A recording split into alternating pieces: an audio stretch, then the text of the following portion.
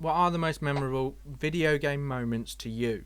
Moments that shook your understanding of the world, or gaming memories that stuck with you. For example, akin to spoilers for, like a 30-year-old film, when Darth Vader announces in Star Wars he's Luke's dad. Moments like that are like, what the fuck is happening here? What is going on? In fairness, you should put a massive spoiler tag on this. Yeah, to be fair, we're going to be Go on. talking about games, probably a lot of older games. Yeah. But yeah, there will be some spoilers and stuff. But if you've not played games that are like 5 or 10 years old, I can't help you. So. But yeah, they shouldn't be, they're not going to be like too relevant, I wouldn't imagine. But significant ones that everybody should know about. But yeah. So yeah, I've got a few. I mean, if you guys want to shoot, if you've got any in mind, and I'll take turns. Speak about mine or whatever. The first thing that I remember, I don't know if it's gonna be so mind blowing to everyone else, but it's recent ones. Resident Evil 6, when all of a sudden this big fucking zombie T-Rex comes down. The fuck's that all about? I literally haven't played that far. I think the most memorable and shocking moment of that game is that it existed. Because it was shit. I quite liked it. It was dreadful. You've got a poor taste. Very, very bad. Well, it was the first game I played after my my resting period. I guess if you want to call it. So I was, well, fuck you. But yeah, I just thought it was quite unexpected. I suppose if you'd never played a Resident Evil up to that point, it wouldn't be like a dreadful game. But if you have played Resident Evil before that, it is a dreadful game. In comparison to Resident Evil 4, it took a massive shit, but not took a massive shit. You played Resident Evil before that, though. How could you then? 4? You played 4 before 6. I don't know. Yeah. What's your point? Yeah, it was alright. It's not like I'm fucking fangirling over it. My favourite game in the world's fucking Resident Evil 6.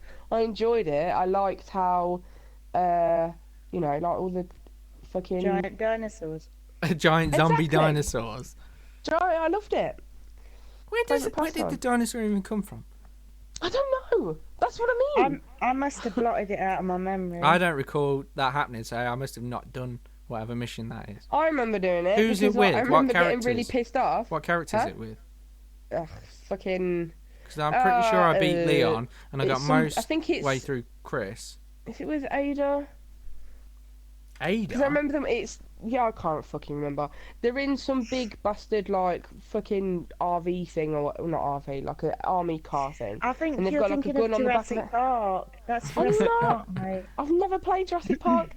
I remember getting so pissed off because I was pressing this fucking button, this trigger button, trying to kill it all this time, and then bitching about it because it wasn't happening, and then it turns out all these fucking times I've been trying to do it, I was pressing the wrong button.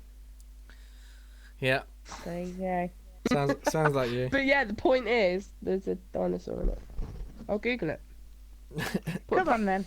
Get Nathan, give us a real moment. Should we give you a proper one? Alright, it has to be one of the biggest, most Mine was memorable. proper. It was a proper shit one, in a proper shit game. Fuck you. You're a shit game. Yeah. Oh dear. Come on. Right, What it's you got? an obvious one. It's probably a bit cliche, but Eris getting killed in Final Fantasy VII. on Again, my this list. is like a 20-year-old game, so if you haven't played it by now, shame on you, not me. Right? Yeah. By the way, Eris gets killed. Oh yeah. By the way, spoilers: Eris gets killed. Because it's like you weren't expecting it. You play through the whole of the first disc, which is gotta be 20 odd hours. Yeah, probably. Gotta be.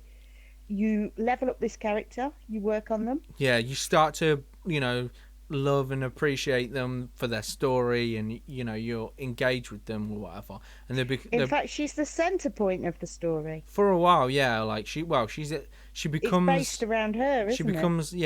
She becomes not only the main love interest in a way, and there's a bit of there's a significant weird love triangle. There's a tug of war going on. Yeah, and then and aside from that sex stuff, the tug of war, and there's also the love triangle. So sorry, I'm cutting out myself.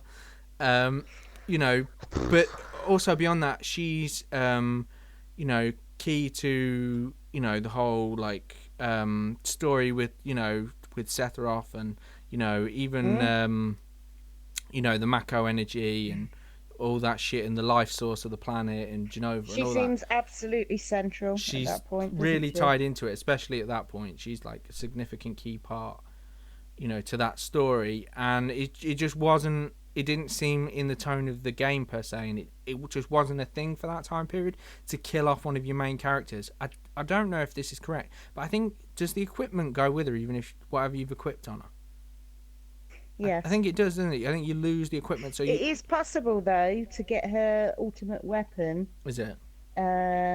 before she dies, so you can kind of complete it. I think you have to do that for trophies in some of the newer versions. Yeah. Yes, in 4. But it's On like, the PS4 even. because of this, because of how engaged you are, and because you're not used to this in video games at this point in time, it is genuinely a bit like a bereavement. You feel like you've genuinely lost something quite important, and it just like blew your mind, because it just wasn't a thing back then. It's not really a thing now. You don't really get many main characters die and stuff, you know, in things. You know, I can't. I mean, there are a few instances of it, but I can't think of many cases where that happens, where one of the main characters and who's key and pivotal to the story just dies out of nowhere. It's like proper like shakes your fucking worldview on, like, not literally on the world, but you know, on like the game, it properly like Oh yeah. fucks with your head and stuff. I think there's enough people out there that will say, "Oh my god," Yeah, you know, they were there and they felt it with you, yeah, exactly. because you were speechless. You were. Yeah. You didn't know. You were like, well, am I going to get it back? You thought, no, there's some way. There'll be some. Can't be true. There'll be some fucking magical stone that will revive her or something or whatever. You know, spoilers Nope. again. She's dead. She's dead. She's dead. Like proper dead. So yeah, that's like one of the biggest and you know most obvious ones or whatever. Yeah. Do you want to? Have you got any, Lou? Or I've got a few I've more. got a good one. things. Mainly Silent Hill 2, but also in other Silent Hills. Yeah, Spoilers. I've got a little like side note here for like the early Silent Hills and Resident Evils, and not so much per se even things that happen necessarily in the story, but just the eeriness of certain things, like just creeping around those mansions and stuff. It's incredibly memorable, and I think that's the thing that a lot of games miss these days, that are a major issue, is like they don't have memorable atmospheres. The atmosphere of that place is like a character and a story in itself, you know. So, But the big one, obviously, is that James, who you play as from the start, yeah, play through the game and you find out information, and you know, you get a message from your wife to meet you at Silent Hill. Come the end of the game, you realise that you euthanized your wife because she was incredibly ill. You're the bad guy. well, you're not per se a bad guy, because that's not a bad thing to do, but it's like, you know, you're not. There's a reason for you being there. You're not necessarily entirely innocent, and it's like, it's based on your Oh guilt. my god, he killed his wife. Yeah. That's what a lot of Silent Hill is about. It's based on guilt that you carry. Yeah. Yes, but that was shocking. Yeah, it's based on. Sorry, I was having That's a drink pretty there. good. Yeah, it's based on your, you know, your own guilt and stuff, and like, yeah, it's like one of those big what the fuck moments. Is like, you know, you weren't expecting that. You're supposed to be the good guy. I mean, not that is per se bad, because like things like Dignitas exist for stuff like that, and I think that that's probably all right. But it's, you know, it shows that not everything's clear cut, not everything's black and white, you know. And again, at that earlier point in games, like that shit's revolutionary, you know. It reoccurs in other Silent Hills after that, but the first time was really shocking. Yeah, the first time's not the what you best, were but yeah, because expecting. you weren't after that point. It's become part of the lore, as that's just a thing. So you expect some sort of twist, you know, at some point as you go through or whatever. Another one that I had is I've specifically picked Bioshock Infinite, but this happens essentially in all Bioshocks. Is like, you know, a big twist at the end. A twisty. So like, again, spoilers, Bioshock Infinite, you know. Basically at the end of it, you find out the character you are is like through like is traveled like through time and like even maybe dimensions, and you are Booker DeWitt in the game, but you are Comstock. You are the bad guy that is trying to stop you, and this is one version of you that decided to stay in what's it called, Columbia or whatever. I think it's called Columbia. That's it. Basically, they're like two alternate paths, aren't they? Columbia and Rapture.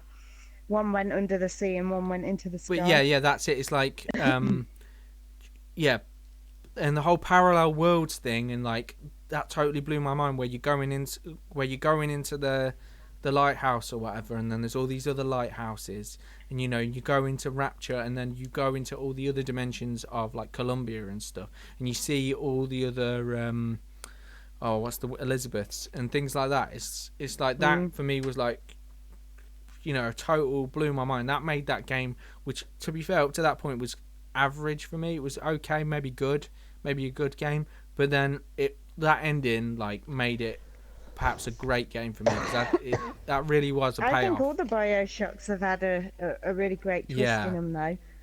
One is the one that I've not played, but it's well known for the programming thing, where all the way through somebody keeps mentioning this phrase, and you realise that you are you're programmed to act on this phrase when you hear it, but he uses it all the way through and you don't realise till you're the essentially end. Being led down the garden path. You're like a puppet for your like father, essentially.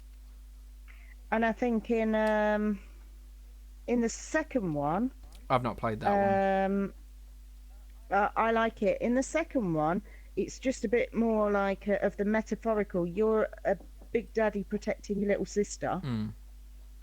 But what you find out at the end, I think, is that you actually are her father. Yeah.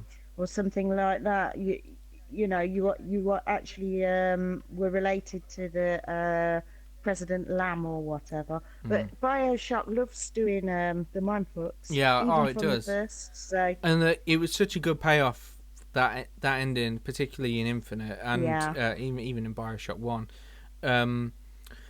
You know, and I really liked how it tied the other Bioshocks in with it. You know, it didn't just like ignore them, didn't just make it its own mindfuck, which it could have done just with the whole Comstock thing, but it you know, weaved Rapture up into it as, you know, this is not per se Booker DeWitt in a parallel dimension, but it's like, you know, a different timeline has created the alternate. It's created an alternate, you know, what if scenario, and instead it's this other guy instead of Booker DeWitt, you know. So I thought that was amazing. Like, not only was it the mindfuck that instead of like Darth Vader, you know, I am your father, I am you, you fucking idiot. And but on top of that, it linked in all the other games, and even all the other fucking twists in all the other games. It linked them all in, so they all, you know, made sense or whatever. I thought that was fucking a coup de grace in terms of endings and fucking, you know, fucking with people's heads and stuff. So, people might say it's a bit like cliche or whatever, but I think it was really cool. I really like that. Well done. It's one of the most recent ones that was particularly memorable for me. So, yeah. Anybody got any others even? I think. Oh, go ahead. There's not many, to be honest, that shout out to me and go, oh my god, yeah, I know exactly what he's on about. You know, I remember this.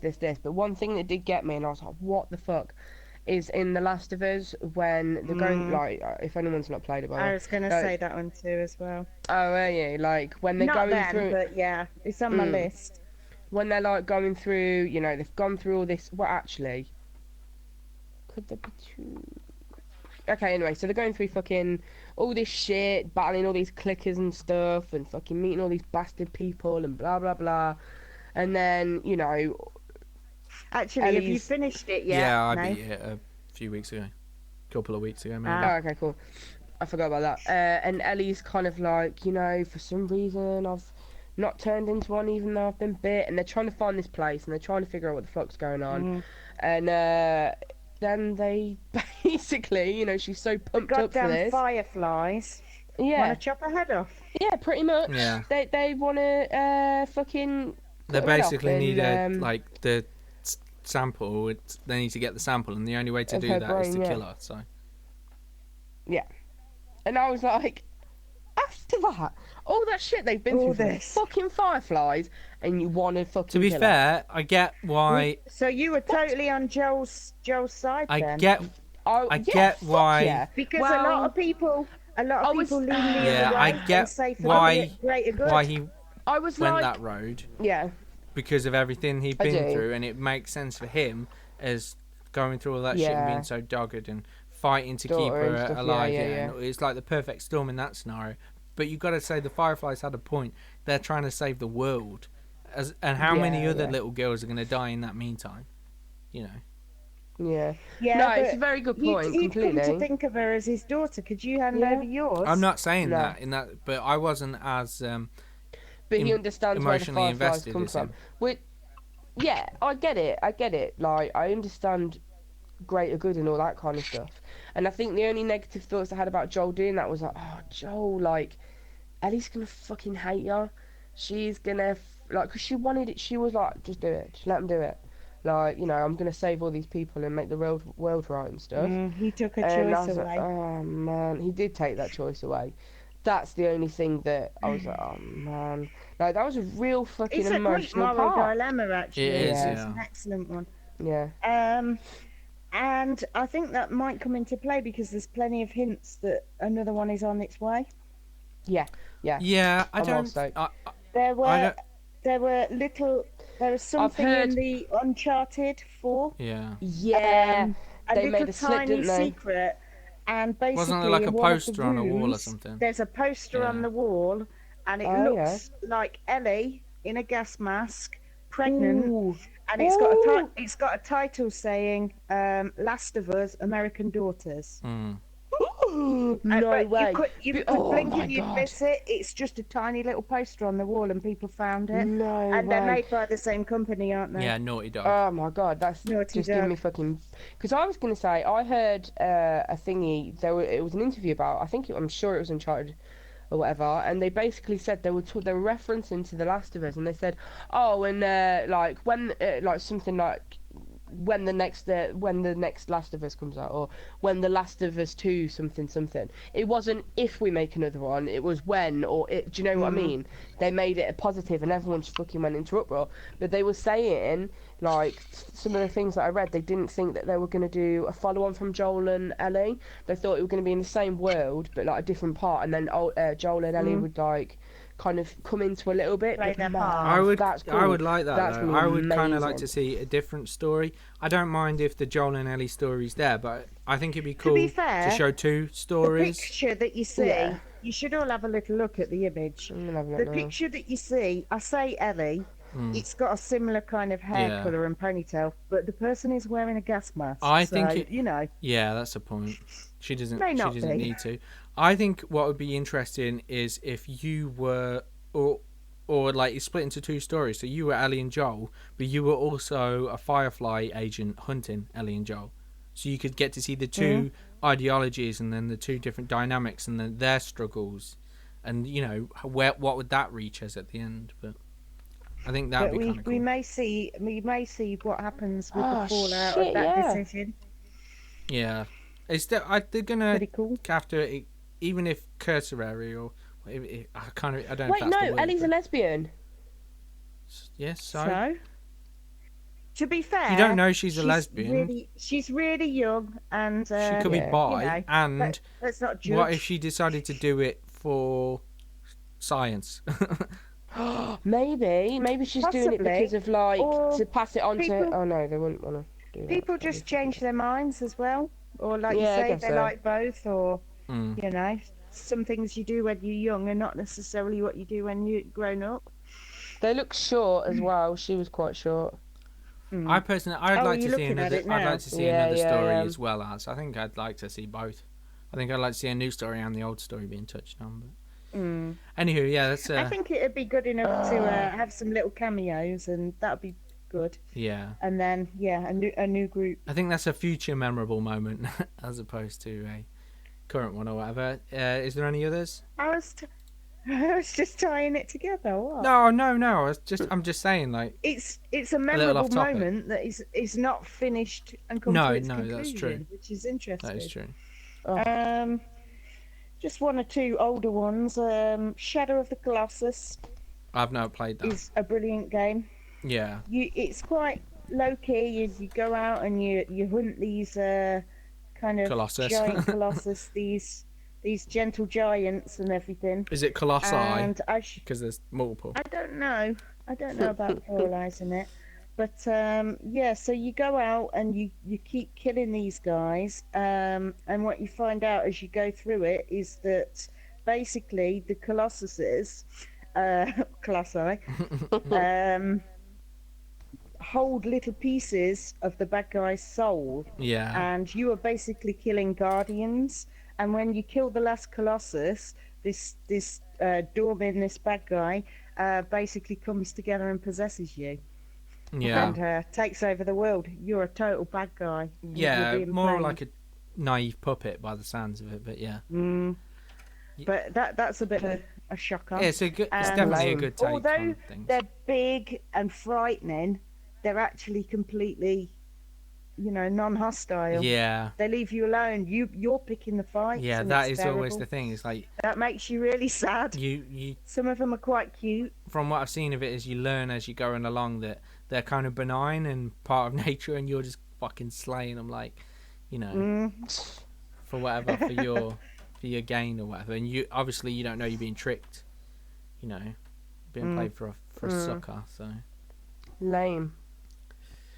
You promised help. You come with I forget all the details. It was a long time ago, but you come with a woman who's dying, yeah, and you want to help her, probably the love interest or whatever. And yeah, and you do all this in exchange for saving her life. In fairness to the bad guy, she does wake up and she's better at the end. And also, that's where the tie into Aiko comes. She gives birth to like a horned child. Nice. is that an Ico? Little kid with horns, and that's what the kids like in Ico. Yeah, Ah. it'd be interesting So to it's see like if there's any. it's a backstory to Ico or something like that. Yeah, like a really. prequel or something. Cool. A link, but not a direct link. It's not that child, but I think it's No. his Offspring, species, maybe. maybe. But it'd be interesting as well to see if there's any, any parity with The Last Guardian. Last Guardian. Things like that. So that could be quite interesting. They're very atmospheric games. They're simplistic. There's nothing else to do in Shadow of the Colossus, but I loved it. Yeah, I never played it. It just gives you great scope. It's not a long game. It's very short. I don't know if it's something I'd go back to. There's just so many games these days, but I'd like to give Last It's Guardian worth a go. seeing it. Like, you're this little tiny ant, and you've got to like literally Yeah. climb up this creature. I've seen It's videos amazing. on it. It looks cool. But yeah, is there any others? Because I'm all out. I'm out. I don't know. There's loads of good ones. Probably loads. Red Dead Redemption. I don't Did know you if play that, Nate? I don't know. I never played it. I don't think. So it's one I want to. I mean, if it was on PC, I would. Oh, shut up then. Sure, I There's a would big have done, so. twisty at the end of Red Dead Redemption. Oh, is there? Well, yeah, we'll pass on that because I would like. I'd like to. I don't know how I'm gonna get to You wanna playing play it because I'm before sure the new that one I'm comes sure out? the yeah I wouldn't mind playing it before the new one comes out. I might play it on PlayStation now, see what if that thing's actually any good, because that's about the only game I'm interested enough to give that a try That's a for. sweet game. So